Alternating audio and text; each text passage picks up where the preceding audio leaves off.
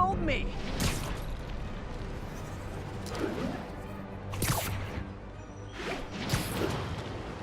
Greetings and welcome to an optional extra post-game discussion, where on today's episodes we're taking a look in spoilerific detail on Spider-Man PS4.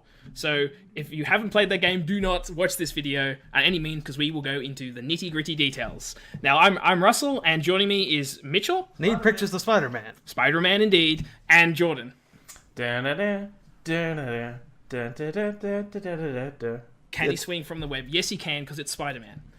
Now, before we get into some of the big reveals and big changes to the Spider-Man mythos, or at least the Insomniac direction, I just wanted a general impression off the cuff. I'll start with myself just to keep it simple, and that is, although there were problems with this game, I still feel that it has been the best representation of Spider-Man in any game to date. I would gladly agree with that. I think ratings-wise, I'm looking at it like a 7 along what it is. It was great, but slightly flawed. But yeah, definitely the best that they've had so far. Yeah, it wasn't amazing and it wasn't spectacular, but it's a pretty good Spider-Man. It's a good starting point to a new reboot, essentially. Well, a reboot. Reboot implies new. A brand new start. As many Spider-Man games have there been, Insomniac has never touched Spider-Man before, and I do feel, as a first go, they did one hell of a good job with the precedence of they were obviously going to be compared to the Arkham games, where Rocksteady did an amazing job, a spectacular job. Insomniac, I feel fell just short of that, but the groundwork is set into place. But speaking of the groundwork, I feel like the thing Insomniac absolutely nailed, was swinging around the city. Oh, definitely. Definitely, 100%. It's just you just go out there and you start swinging. That's fun in itself, and that means you've definitely nailed the feel of Spider-Man. When you go to a checklist, number one, if you're doing a Spider-Man game, would be that swing mechanic, and I believe it's one they focused on from the start and were working on until the end of the game's development. I was constantly impressed. As monotonous as some of the other tasks may have gotten, the swing around never felt stale. It was just such a rush to jump off a tall building, use the back triggers to fly down and then just swing off. Just swing off the zip line across. The momentum of it is so strong, so fast, and it was fun. It always left a smile on my face. This is one of the first games that I played in a while that I haven't wanted to fast travel everywhere. I wanted to just swing from location to location. I mean, your Spider-Man's so fast anyway, and your speed gets increased as you level up anyway, so it's just and the more abilities you get really make that crossing the city exciting every single time, basically. And that's an important part for a game like this, where Spider-Man, he's all about web slinging and going through the city like that, and And then as you progress in the game, the world slowly changes, so it's more and more dangerous to swing, so therefore you got to be better at it, which you've been practicing while playing. Yeah, the iterative cycle of Spider-Man, as they introduce more villains. But speaking of Spider-Man, and the city, that's such a core part. New York, Spider-Man is such a New Yorker as a character, and it's as uninteresting as New York may be on a fantasy level, it still feels like they nailed what New York, the kind of vibe you get. You've got the subway systems, you've got the Times Square, you've got the people on the street. Got the people walking here. And then you got all the references to the recent Marvel movies in the past 10 years. Sort of. Yeah, sort of. And I just go off that. It's that was one thing that I think probably all of us are a little bit disappointed, was that at face value, it was only a referential thing to Avengers Tower, the Sanctus Sanctorum for Doctor Strange, the Uganda Embassy. I always feel as though there's something strange going on here, and that's it. And it don't look good. Yeah, I mean, they could have completely just cut all that out, but it's very good that they kept that in, and it makes you wonder future things, but we'll get to that a bit later. Yes, certainly the involvement of those characters would be an exciting aspect. Something that they don't explore at all in this game, other than the backpacks, which I think probably agreement. I always felt it was an objective that was compelling as a marker point to your next main story objective. It's I'm going to go to the next story, whatever that may be, and while I'm doing that, let's go to this backpack and see what Spider-Man's been doing in the past. And it's essentially a collectible, but done. Yeah. But it acts as a good method to go, this is an 8-year-old experienced Spider-Man. Who has he encountered up to this point? I felt the backpacks were the best way showcase that without explicitly going, Uncle Ben died, he fought Mysterio, he fought this character. It's like, oh no, he's got a little piece of that character in this little backpack. Yeah. Which I thought was a nice touch. I think it was when I saw that map and saw all the little dots and stuff, which is something I absolutely despise in video games. I was just like seeing all these backpacks and stuff. I was like, oh shit, there's so many. But the fact they made it so it shows bits of his character in the past and things he's dealt with made it less irritating. And a lot of this game is about all that big map, but for some reason I was not irritated all the time, because usually I am. It was so funny watching you play Spider-Man though, because you couldn't be bothered picking up all the backpacks and everything on the map, and as you progressed, the map just had so many different markers on it that it was essentially just flooded with stuff. And compared to me, where I've been going around getting everything, and it's like, We play stuff differently. It's interesting because my natural instinct for every game I play is to do everything as it comes. Nope. But Spider-Man, I really did find it much more beneficial to kind of like follow the main story narrative and just go to each objective as I went past it. So if a crime popped up, I would go out and do that crime. If a backpack showed up, if a Harry Osborn's research station popped up, like I would do that on my pathway to whatever the next objective may be. And I really felt that kept the interest of those side content from being monotonous and boring, because I broke them up so much through the story as I played it. Yeah, I was more fascinated to see where the story was going than to do the annoying crap on the screen, which is basically how I mostly play games. I don't normally have the urge to do that because I just don't really care for it. The one big thing with all of those, though, is any of them you could do at any time except for the crime events. If you didn't do them at that moment, you'd have to then go back there and try to find one. They were the only ones that were sort of like, you kind of have to do it now. Everything else is at your own leisure. It had the random aspect, and I tell you, going for that platinum at the end, like the random crimes was the most monotonous task. Like, oh, now I got to just swing back and forth for 100 hours, but it was like 5 hours or whatever to get all these crimes. A bit of a stretch. Yeah, I have a full map of them, so just consider that fact. Well, you won't have to travel far between each one. It's true. There's lots of them. But speaking of the other side missions, I felt some of them were pretty good, but I never felt like they reached the same highs the Batman series had obtained, where I always felt, with the exception of maybe the Riddler trophies, but I didn't even mind them, they all had a big story payoff, where it's like, oh, here's this villain, and you're going to reveal this villain in the side content. For the most part, Spider-Man's extra content didn't feel that way. The research stations have a bit of hint at Harry Osborn's connection to Peter and Mary Jane, and kind of how that connects up. But other than that, it didn't feel as impactful. I think Taskmaster was the coolest side content that the only other one that really had a villain was Tombstone. And you were which pretty quick. Was like, that was fed into the main story. Like, Tombstone showed up and then he disappeared. Yeah, they didn't do a single side quest, so... It was interesting that you speaking with Taskmaster, when he first popped up when you're like halfway through doing all of his stuff, I actually failed that, but it wasn't really that you had to do the fight again, it just continued.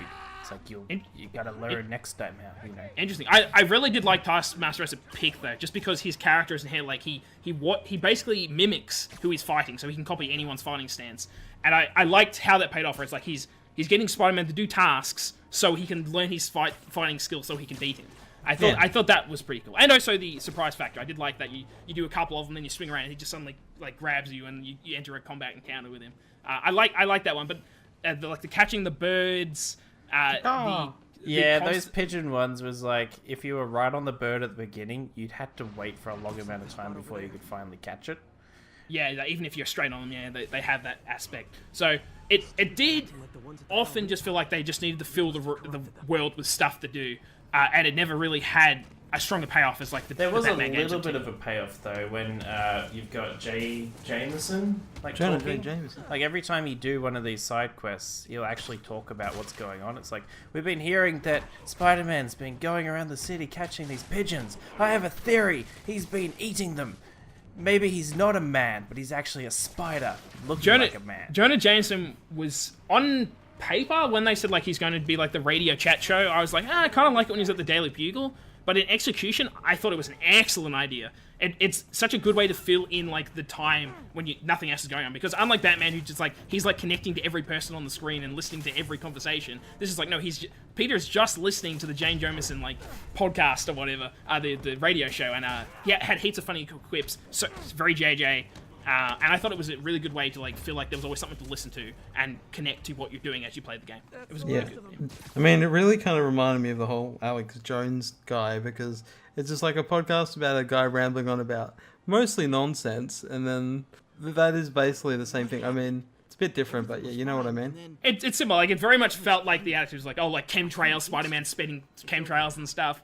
Like, that was one thing I think they did really well, and that was, on face value, Spider-Man's quips could be a very annoying and irritating thing to implement, but I never felt like it was like, oh, Spider-Man's joking again, like, I'm just getting sick of hearing this dialogue. For the most part, I think they did a really good job of having enough dialogue that felt uniquely Spider-Man, but never, like, overdoing it. Yeah, and without feeling like you've heard this line before.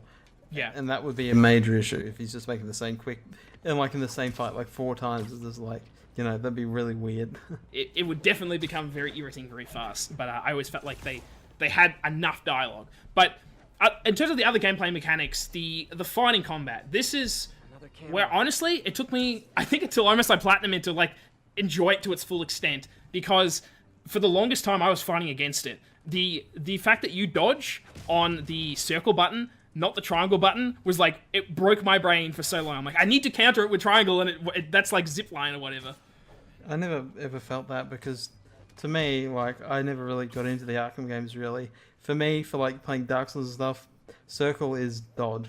So it's just like, it felt very natural to me, and the combat, since the moment I started playing it, really clicked for me. And I was enjoying it from the moment I started that game till the moment I finished it. The biggest thing for me at the very beginning, because Batman's more of like a grounded combat, this one's very much, if you stay on the ground, you're going to have trouble. You got to keep swinging in the air and all that sort of stuff. So that it took me a while to get used to it. But by the end, every time I was on a rooftop, I was like, I'm going to flick all these guys off this roof. It's so much fun. Yeah, I mean, like, Spider-Man's all about mobility, so it makes more sense that swinging around the battlefield and, you know, like, using his web move to crisscross across the map does differentiate him from the more heavy feel that Batman has. Yeah, and that's how I felt too. Like, the mobility of Spider-Man stood out so much, and I think, like Jordan, I'm like, once I got into the aerial maneuver and really like started building combos up, and you can pretty much combo forever, like swing into them, hit them up, shoot, ping and bring it up, they go off the ground. I almost never touched the ground in combat. I just became like a god in the sky, because I just felt it was so different to Batman, and that's where I really felt like I wasn't competing with Batman. I'm like, it's not as good as Batman, at least I didn't feel it was. But when I was in the sky, in the air, I'm like, Batman can't do this, so it feels unique and fast and fluid. And that was something I was constantly impressed with, like how quick everything felt. Like, had flashy, like some of the special takedown moves, like doing that in combat, I personally never experienced any slowdown, and it always looked awesome. Every single time I would do like a special takedown, it would look badass. I had quite a few that would slow down for like a split moment, then it'd speed right back up. Like in the moment of taking down, it was part of it, and then you went straight back into the action. Yeah, so it was purposeful, yeah. Yeah, well, one thing I absolutely love, and their unique take, was the suits and the gadgets, where rather than just implement a heaps of suits, and it's just like, you can just casually change it, each one had uniquely associated ability to it that not only could you switch to any one that you maybe want to be dedicated to, but was often associated with that suit specifically. Case in point, Iron Spider, you get the 4 Iron Spider legs pop out, which is such a cool touch that I honestly hope if the Batmans come back, games come back at any point, if they do the costume thing again, that they do that exact thing, because I loved using those abilities. The biggest thing with me is that you had all these different abilities, but I found one that I really liked at the beginning was where you jump up in the air and just web everyone around you that I didn't want to change. Yeah, it fills in the gap of, like, at the start you feel like you have no real area attack abilities, then you start getting the bombs and stuff, but that web everywhere one is still continually very useful in most situations. It's great. Personal favorite was between the rock anthem one, where the punk one, he throws the guitar. If you do that on a roof, you pretty much clear the screen instantly, because everyone just fires straight off. And otherwise, Spider-Bot. I use Spider-Bot from the Homecoming suit so much. It's just like, call a little aid robot in that just shocks everyone. Super useful, and it was really good to do. But something that impressed me also was the texture work on these suits and the unique animations depending on what they were. Like, it would be like Scarlet Spider would have like his like jacket with a hoodie, and you would see like his little I can't think of, like, you know, the things that tighten the hood, like hanging off and upside down bits, and just how unique each one was. They weren't just like, you know, copy and paste. Like, they really went the effort and made it look incredible, each suit.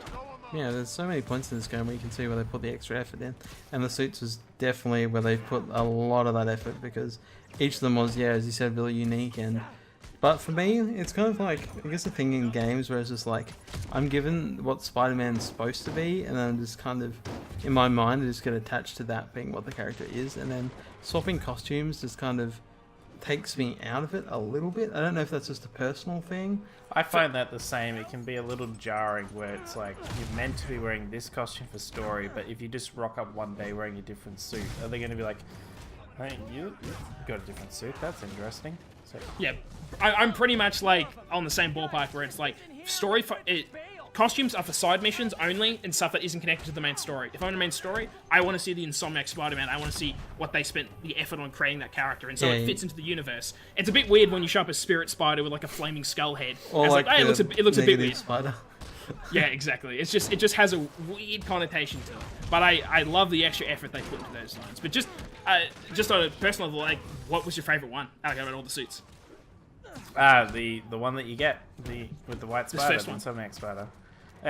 When they first showed that suit at E3, I wasn't too sure about it, but it's grown on me now. I liked it a lot. I prefer it a lot more than the movies of Spider-Man. Yeah. Shots fired.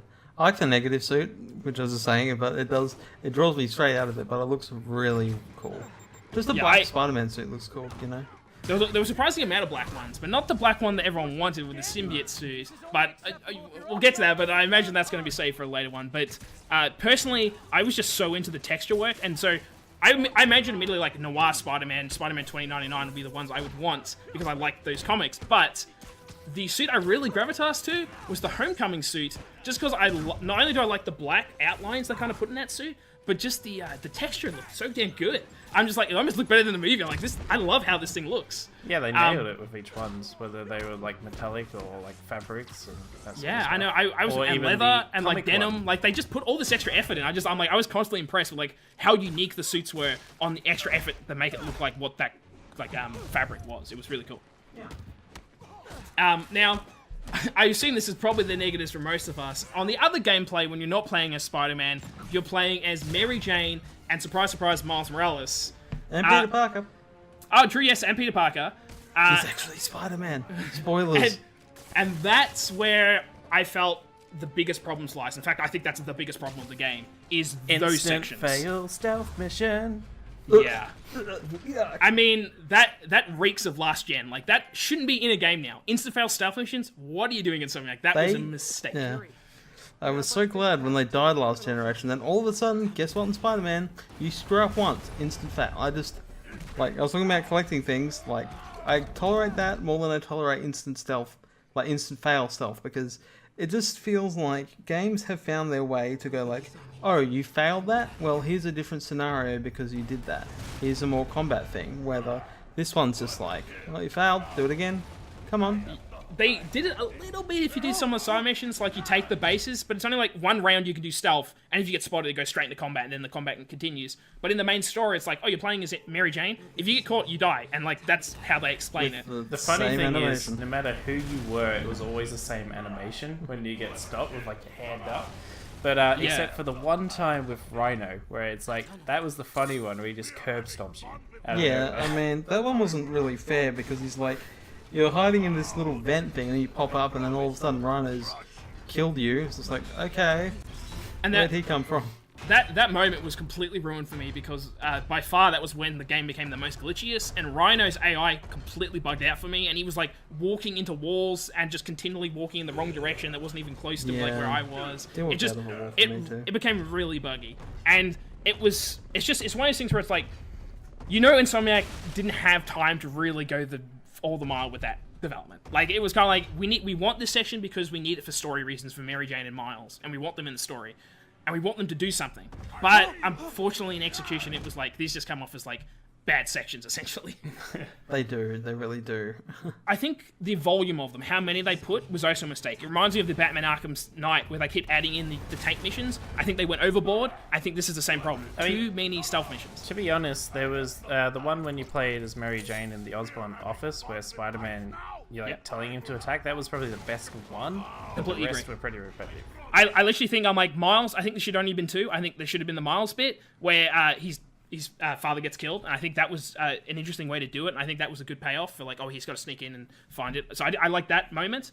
And as you said, Mary Jane in Osborn's office, I thought that was another really good way to do it, where she's like solving kind of like the what's going on in Norman and trying to get the information. I thought they were the best 2 bits. Totally didn't walk around that office for very long. You just pretty much was like, you know what? I'm done with this. I'm just going to run through. That's how I do it.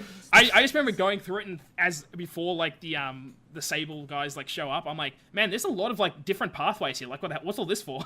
I thought it was just like a look at the environment. I'm like, oh, okay, it makes more sense when you got to stealth through it all. Yeah, it's like you're just going, there's a lot here to digest, and I don't think it's all necessary.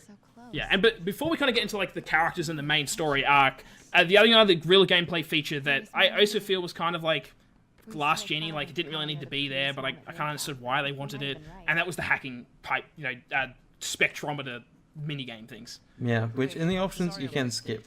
I looked into it. Yes. Oh, okay, yeah. I didn't even realize you could do that. I mean, I would have done them anyway, but they definitely... I just feel like they didn't tie them well enough to the story. I know what they were doing because they wanted you to like show your impact on Octavius and like you're fixing the thing and you're building the monster, as it were. But it just felt like let's cut the black and then do a little mini game that was clearly a mini game. It didn't feel like it was contextually relevant to the world. It's like in building on something, you know. It just wasn't that greatly implemented either. And if you really liked them, you could go back after those missions and do more. True. Yeah, and I don't think anyone really liked them. Well, I went through them all. A lot of them were pretty straightforward, but you only had 1 or 2 that were a challenge, and you're just thinking, could be done better. Yeah, it was like thinking of the electricity ones, which I felt were better implemented, but they felt like something that should just stay and die with Bioshock. Yeah, reminded Bioshock. Very Bioshock. Yeah, with the water. Spectrograph ones were essentially, we need you to line these lines up with these grids. In the lines and do the lines. Do all the lines. It's all about lines, you know? Yeah, I think if they just kept it to like the Octavius stuff, but if you're doing Harry's research stations and all the rest of them, they keep coming up again and again, and it gets like, ugh, I'm kind of sick of this minigame now. Yeah, it's just like, they put too many in. It's just like, you need to know when to stop with all these mini games and features that really don't really add anything and will distract you from what's actually going on. Like, as you said, I get that they were going for the whole, it's like the Octavius stuff, but at the same time, it's like it felt really disjointed from it because you're going into this whole UI that's completely separate from the other game. It doesn't really meld right. You could basically take it out of the entire game and it wouldn't affect anything. Nothing would have been lost without it. Yeah, and the biggest problem was the loading screen aspect, because you keep switching up these gameplay styles. It's like, oh, you want to do a side mission? It has to be at night, unfortunately. So here's a 2-minute loading screen to the night version of the city. Or here's a transition to the mini game. It just didn't feel consistently smooth. Like so many games now are like, there is no loading screens. Uncharted, God of War, like they have no loading screens whatsoever. And suddenly, of loading screens, all those cut the black load screens every time you go through a door. Yeah, that was another thing that felt really old to me because they couldn't animate Peter like changing, like taking off the suit real quick. yeah, Like say he has his normal clothes under it, just like on the doorway in, instead of just like fade to black. Here's Peter walking in. It felt, I don't know, like something was missing. it just stood out because it happens so often. So And often, just- it was regular. Yeah, so you're just like, oh, here's another loading screen, there's another one, there's another one. It just, once again, these circles of, like, things that you remember from the past that weren't good. It's like, I didn't want these things to return, and they're back here. But at the same time, like, I think to make that city as literally be entirely open without loading screens, although I personally swing around the city, sometimes there were loading screens and other weird glitches, but for One the time most I went part... straight through a building. It was empty. Couldn't get out. Yeah, just the weird problems. Loading screen was definitely an issue, but kind of like to cap it is the story. And I feel like if you've got a good story with those kind of like good gameplay but also bad gameplay at the same time, I think it all kind of comes together. And that's kind of the most interesting thing for me is like what your guys' take is on the reveals and like the overall story structure, like how it came together. Like I think personally, they're heavily borrowed off the Marvel movies. Like, I feel like they've been watching them very closely, taking points, and going, this is how we want to structure this game. We want it to feel like it could fit into the MCU, and go like, that's just it. But, what do you guys think? I would say the story was decent, but my biggest problem was we'd already seen majority of like the big impacts that were going to happen in previous like trailers or gameplay demos. That by the time we played the game, it was like the last little snippets in between it. So, yeah, it did show a fair bit in advance. I think for the most part, the story to me felt, it felt fine. There wasn't anything too surprising because, as Jordan was saying, like the trailer showed off a shitload of stuff. It's like, who's Mr. Negative? Oh, look, it's Mr. Negative. And you spend like the first half of the story trying to work out who he is. Yeah, you already know who he is. I get that Spider-Man doesn't know, and the fact that like they gave you if you bought the collector's edition, like I did foolishly, they give you a statue with a big thing inside the box saying, "This contains spoilers. Don't open it till afterwards." All it is revealing is that Dr. Octavius is a villain. And he's always a villain in Spider-Man, most of the time, yeah, pretty much consistently. There's a rare time when he's not, but for the most part he is. And they're going on about like this being a spoiler. It's like if you know a single thing about Spider-Man, you know he's Doctor Octopus and he's a villain. Like, and then essentially the whole story is him going from regular guy, science guy to evil villain. Oh look, that's how it normally happens. It's just like they're going for all these surprising moments, but most of them are either obvious, ruined in trailers, or just not even a spoiler.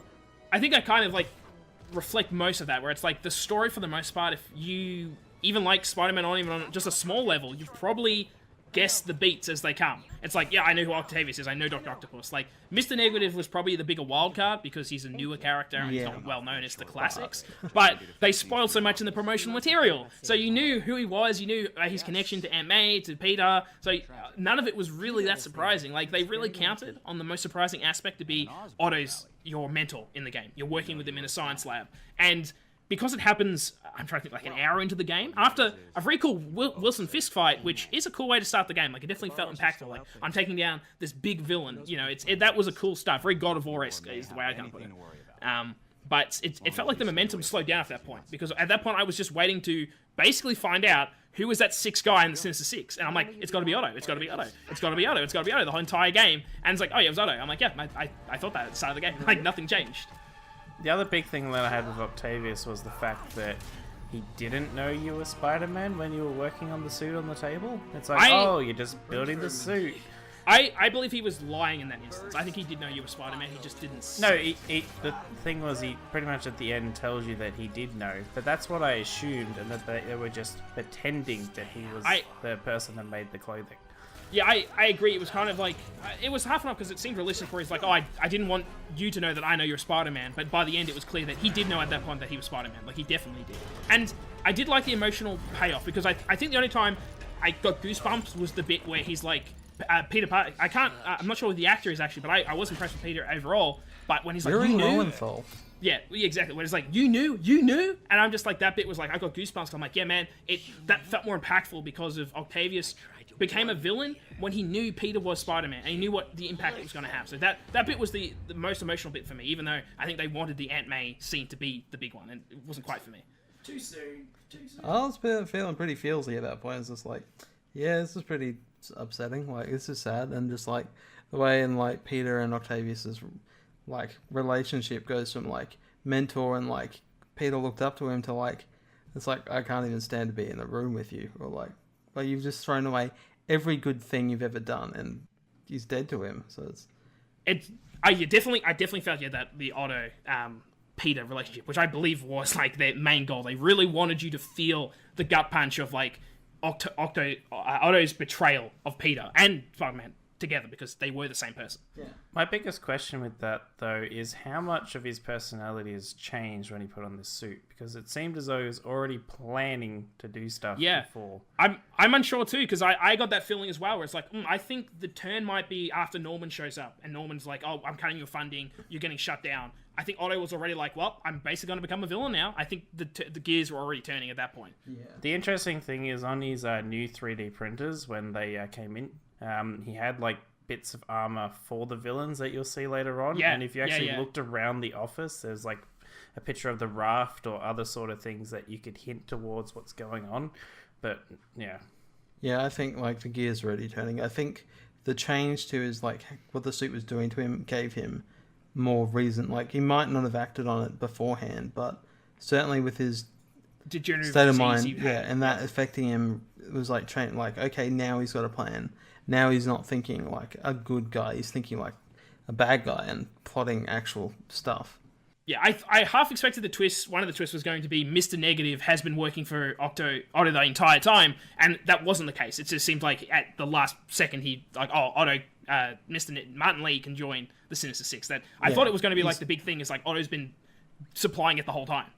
Yeah, rather than it's just like he liked what Martin was doing. He's like, yeah, okay, join my evil squad. And of course they directly tied him to Norman and Otto with the big experiment where it's like, Norman's trying to save his son because his wife already died of like, I guess it's like the Green Goblin disease. I guess they don't give it a name, but it's that idea. Yeah, it's like basically a specific disease to their family. Harry's got it, Norman doesn't, and his wife did. The wife died, but he wants to save Harry, and to do that, he's experimenting on children, and that child happens to be Martin Lee, and he becomes Mr. Negative and kills his parents at the same time, and that becomes like a tearing point between Otto and Norman. That aspect I didn't mind. In fact, I was surprised by a couple of scenes and how graphic they got, and I think the biggest one was the terrorist scene where like Martin Lee as Mr. Negative blows up like the Times Square and like kills a lot of people in that scene, and it felt more full on than I feel like a Marvel movie would do. I'm just like, this scene's actually pretty graphic. An interesting scene with that is the guy that gave the phone call to Norman was the guy that set off the bomb. Yeah, that's correct. Yeah, that's true. The deputy mayor. That was the bit where Peter Parker finds out Martin Lee is Mr. Negative, which I said, if you've seen any of the promotion material, you already knew. But I still think the chaos aspect of it, where it's like Peter's thrown off because he's seeing Martin Lee, someone he knows personally, is the villain, and there's another person with a bomb, and there's another person on the ground on like the podium with a bomb. And I think they try to explain like why Peter couldn't stop that from happening because he was thrown off by the fact it was Martin Lee. That's how I took it, at least. I figured he just literally couldn't do anything in the moment. Yeah, I didn't think he could do anything. He sensed it, but it was too late. Too many things happening at once. I thought one of the big ones was that Martin Lee threw him off. Like, it's like, oh shit, that's someone I know who's the main villain I'm after right now. But other than like those kind of like big tentpole events, it did feel like from the start and a good, I don't know, like 8 hours, like it's slow. Like there's not much happening. Like Peter does some stuff. I really like the scene where he gets evicted from his apartment. I was like, oh, this is cool. I just like the fact that like Peter's like a struggling adult. You know, he can't afford his rent, and he's using his powers to like track down his stuff. I just like that aspect. One of the best scenes was for me was when he was cooking at Mary Jane's apartment, and they're just chatting, and then one moment he just takes off all his clothes, put on his suit, and goes to jump out the window, and Mary Jane's like, "Did you just leave your clothes in the kitchen floor?" And I definitely like the relationship between Mary Jane and Peter, where I feel like the best I've probably seen. Like in the comics, for the most part, she's pretty much always been a model, and it was very much a damsel in distress. And they wanted to do the flip. They wanted Mary Jane to be, I would say, very Lois Lane. Like she's basically like a reporter, very self-active. She can save herself. Like it felt DC-ish, but I did have more respect for the character, as opposed to like. Just to give her more depth, like Gwen Stacy, for instance. Like I just felt Gwen Stacy was probably a better female character than Mary Jane was, but Mary Jane is the more iconic character to the Spider-Man series. And where is Gwen Stacy? Is she already dead? The interesting thing I noticed, there was a number of references like to previous Spider-Man movies. Like for example, when Gwen Stacy dies in the elevator catching the guy. Yeah, well, I mean, he traditionally dies in Spider-Man. Yeah, they had. I mean, it's like the big like moment, like Gwen Stacy dying, Green Goblin shows up. You know, like all the aspect is like, and he kind of does it. Like he basically, you know, he's off the tower, he shoots out his web and it snaps her neck. It's a pretty impactful moment, and then he meets Mary Jane after. But I definitely think like putting Mary Jane as such a central character and playing as her and building on her, I think. It's got me excited for what the next game could be in terms of like I feel like in the comics recently Gwen Stacy has become Spider-Gwen, which is basically like a female Spider-Man, I guess. She's got unique powers, as does Miles. They haven't shown them, but he can go like invisible and like do like these venom bites and stuff. I have this feeling that Mary Jane might get Spider-Man powers. I don't know why, but I just have like, no, maybe the direction they're going, like giving her these, she like, did have that powers. spider on her for quite a long time. Post-credit stingers are the two like, oh, this is what's on the horizon. The first one, the one we kind of alluded to, was Miles getting bitten, which was pretty much classic. Like they almost followed the comics to the T. There's the Peter connection to Miles is different, but how Miles becomes Ultimate Spider-Man is basically pretty much the same. Yeah, I guess the bigger difference is his dad dies. His mum dies in the comics, which, when I think about it, it might be actually better that... Probably worse, because the playoff is Miles' uncle is the Prowler, who's a villain, and then his dad's a cop. And it's kind of like that double-sided coin where it's like he respects his uncle, who's a criminal, and he respects his dad, who's a cop. And it's like that fighting sides where this is more just like, the dad died, and now the mother... I mean, I think the mother's a teacher. Like, I just felt like there's nowhere to go there now. It's like, they can't explore that aspect of his character, which I always did enjoy. But in terms of just like him, at the end with he's got the powers, which pretty much confirms, like, yeah, you're playing as Miles in the next game. Definitely. Yeah, which will be better than playing as useless Miles who can't sneak and is mostly useless. I'd imagine he have some form of hacking ability, depending on how he's played in this game. Because he's got invisibility, I can imagine he'll be better useful in stealth if they do stealth again because of that usefulness as an ability.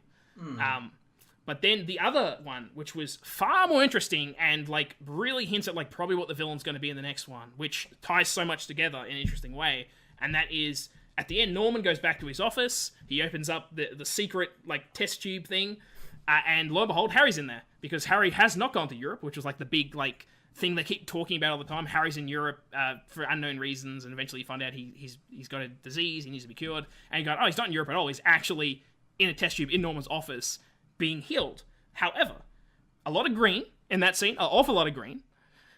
But more interesting is the fact there's a lot of webbing. And that webbing happens to be black, and it also happens to be very symbiote with the aspect of the tube.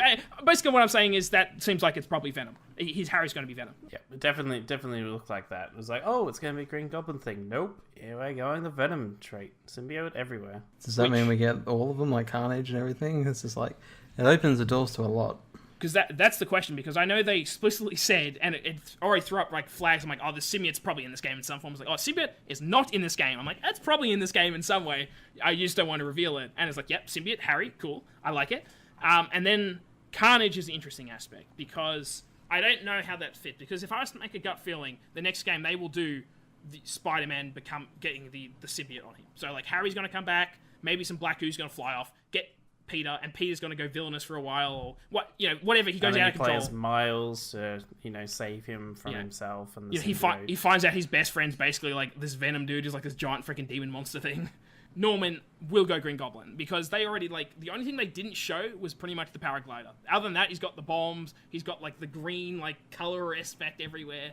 Like he's got the helmet. He's building the Goblin suit. It's only like next game I very much expect it to be a Venom. Green Goblin affair. That'll be the two key story focuses. Yeah, it's a way to get you to play it because it's just like two big characters. That this game is like an origin story to Spider-Man, but not being your traditional origin story where it's like you show him getting bitten and going through all that. And then the next one, the sequel, is going to be where all the juicy stuff happens. Yeah, it did feel that little bit where it's like, oh man, I'm super excited for the next game. Even though I do feel the story was self-contained in this, but like the next game, I'm like, these are the characters I like. I love Green Goblin, I love Venom, and I love Carnage too. It's like if they're all in the next game, I'm super on board for that. Well, there's your perfect Spider-Man game. Yeah, exactly. And I definitely think there's definitely room for improvement. The stealth missions, the hacking stuff. Like I hope they're removed, fixed, all that kind of thing. But yeah, it's not a perfect game.